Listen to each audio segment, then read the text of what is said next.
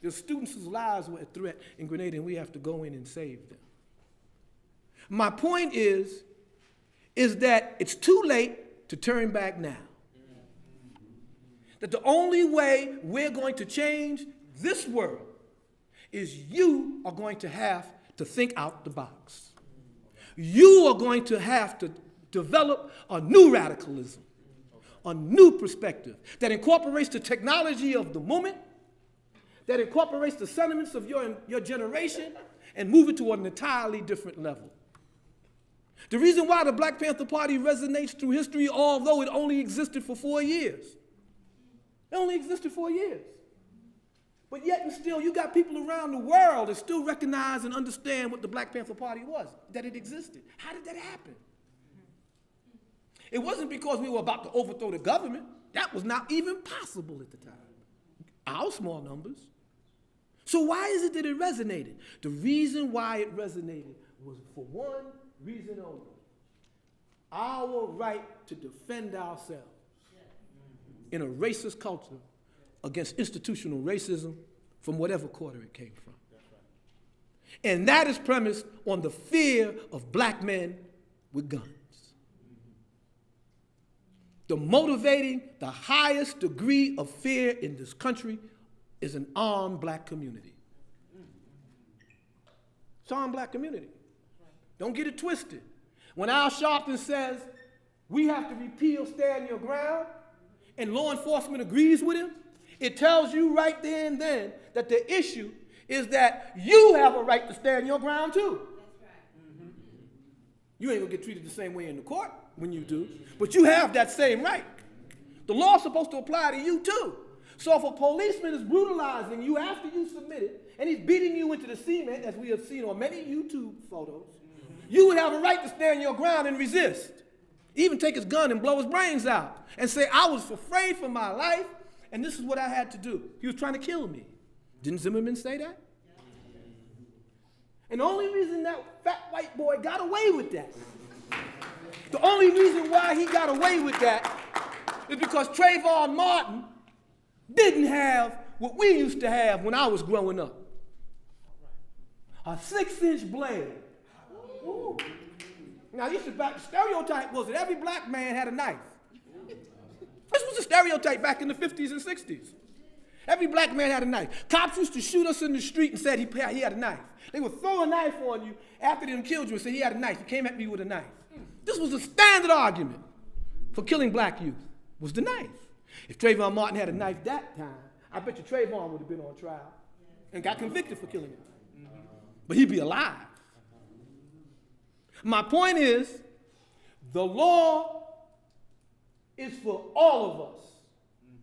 It's supposed to be equally applied to all of us. If it's not equally applied to all of us, we ain't gonna let it be applied to none of us. That's the difference. It's freedom for everybody, or as Malcolm said, freedom for nobody. And that's the most important thing for you to understand, because now we are living in the Obama age of post-racialism. And race doesn't matter anymore. And so whenever we speak like this, we're playing the race card. We can't talk about white supremacy because we're playing the race card. We can't talk about institutional racism because we're playing the race card. No one says we can't talk about sexism because we're playing the male supremacy card, or we're playing the feminist card. We all agree that most men, if not all men, are sexist. But we won't agree that in a white supremacist racist society that all Europeans who were raised in that culture and that ideology are racist. And that they have to make a conscious effort in their own life to resist that influence, to stand forward from that influence. That's what distinguishes them from the herd. That's what makes anti-racism relevant.